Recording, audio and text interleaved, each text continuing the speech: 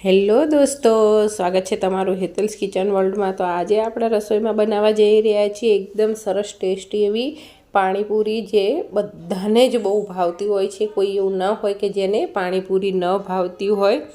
તો આજે આપણે આપણા કિચનમાં પાણીપુરી બનાવવા જઈ રહ્યા છીએ। પાણીપુરીમાં આપણે એનો મસાલો અને બે અલગ પ્રકારના પાણી બનાવવાના છીએ, જે એક પાણી ફુદીનાનું અને ધાણાનું છે અને બીજું પાણી મીઠી ચટણી મીઠું પાણી છે। તો અને એની સાથે મસાલાની પણ હું તમને રેસીપી આપીશ।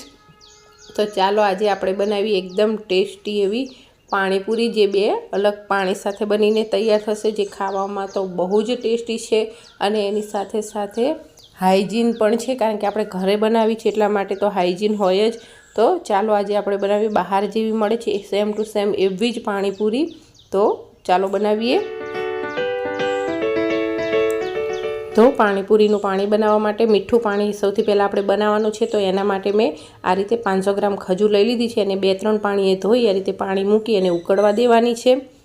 તો આપણી ખજૂર એકદમ સરસ ઉકળીને એકદમ સોફ્ટ થઈ ગઈ છે અને મેં ઠળિયા વગરની લીધેલી છે। તો હવે આપણે આને બ્લેન્ડર ફેરવી એનું પલ્પ તૈયાર કરી લેવાનો છે। તો તમે જોઈ શકો છો કે મેં બ્લેન્ડર ફેરવી એનો પલ્પ તૈયાર કરી લીધો છે અને મોટી ગાળણીની મદદથી ગાળીને લઈ લીધો છે, જેથી કરી એમાં જે વધારાના રેસા હોય એ બધા જ નીકળી જાય। અને જો તમારે ઠળિયાવાળી ખજૂર લીધી હોય તો પહેલેથી જ ઠળિયા કાઢી પછી જ બાફવા મૂકવાના, જેથી કરી તમારે બ્લેન્ડરને ડેમેજ ના થાય। પણ મેં પહેલેથી જ ઠળિયા વગરની લીધી છે, એનું ખાસ ધ્યાન રાખવાનું।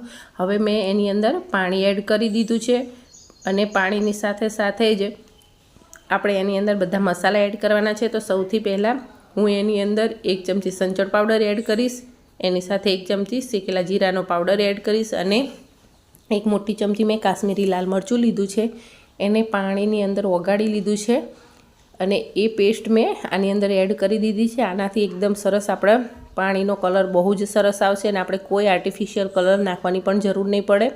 તો હવે આને સરસ રીતે મિક્સ કરી દઈશું અને આ 3-4 જ વસ્તુથી મીઠું પાણી બનીને તૈયાર થઈ જાય છે।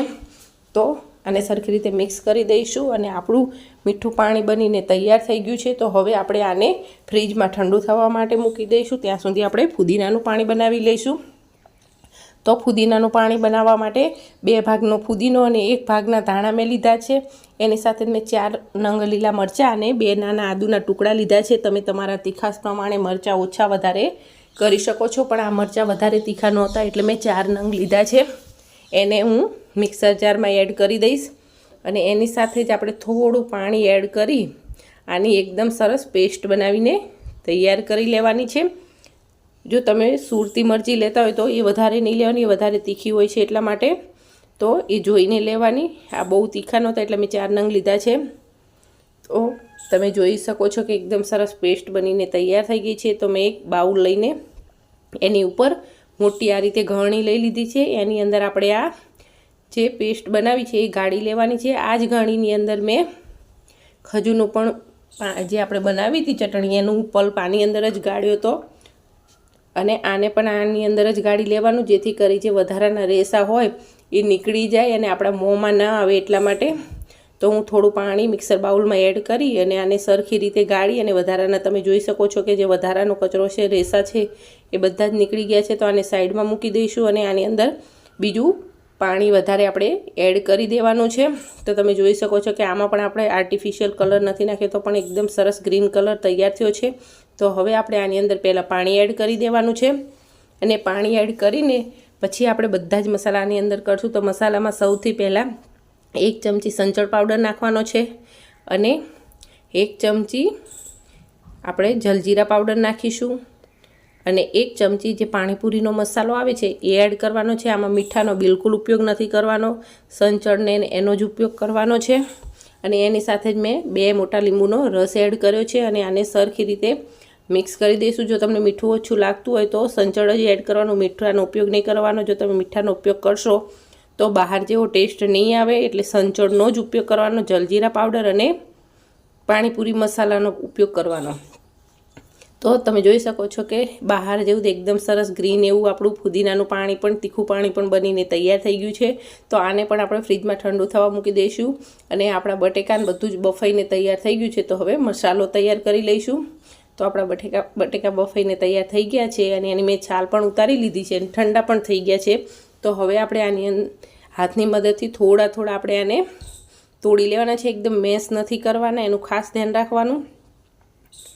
અને મેં જ્યારે પાણી બનાવ્યું ત્યારે જ મેં એને બાફવા માટે પહેલાં મૂકી દીધા હતા. તો તમે જોઈ શકો છો કે બટેકા મેં એકદમ સરસ હાથની મદદથી થોડા તોડી લીધા છે. હવે આપણે આની અંદર બાફીને રાખેલા ચણા એડ કરી દેવાના છે. મેં ચણામાં મીઠું નાખી એને 4 સીટી વગાડીને બાફી લીધા હતા અને ઓવરનાઇટ પલાળેલા છે. તો હવે આપણે બીજો મસાલો એડ કરી લઈશું. તો મસાલામાં સૌથી પહેલાં 1 ચમચી પાણીપુરી મસાલો નાખવાનો છે. પછી આપણે એની અંદર 1 ચમચી આપણો જે જલજીરા પાવડર આવે છે એ એડ કરવાનો છે. એની સાથે જ આપણે સ્વાદ પ્રમાણે સંચળ પણ એડ કરવાનું છે, કારણ કે આપણે ચણામાં મીઠું છે એટલે બટેકાના ભાગનો મસાલો એડ કરવાનો છે. અને એની સાથે જ આપણે તીખાસ પ્રમાણે લાલ મરચું પાવડર એડ કરીશું. તો અડધી ચમચી લાલ મરચું પાવડર અને અડધી ચમચી કાશ્મીરી લાલ મરચું હું નાખીશ. જો તમારે મરચું ન નાખવું હોય તો બિલકુલ ઓપ્શનલ છે, તો નહીં નાખવાનું, એમનામ જ કરવાનો. પણ લાલ મરચું પાવડર નાખવાથી બહાર જેવો ટેસ્ટ આવે છે અને દેખાવમાં પણ બહાર જેવી જ લાગે છે. એટલે જો તમે નાખો તો બહુ જ સરસ બનશે. અને પછી આપણે જે એકદમ ઝીણી સમારીને રાખેલી ડુંગળી એડ કરી દઈશું. આ પણ એકદમ ઓપ્શનલ છે, જો તમે ન ખાતા હોય તો ડુંગળી સ્કીપ કરી દેવાની. તો મેં અડધી ડુંગળી આની અંદર એડ કરી દીધી છે ને હવે આને સરખી રીતે મસાલાને મિક્સ કરી દેવાનું. અને આની પણ અંદર આપણે બિલકુલ મીઠાનો ઉપયોગ નથી કરવાનો, સંચળ અને જલજીરા પાવડરનો જ ઉપયોગ કરવાનો છે. તો આપણો મસાલો બનીને તૈયાર થઈ ગયો છે. તો હવે આપણે આપણી પાણીપુરી તૈયાર કરી દઈએ.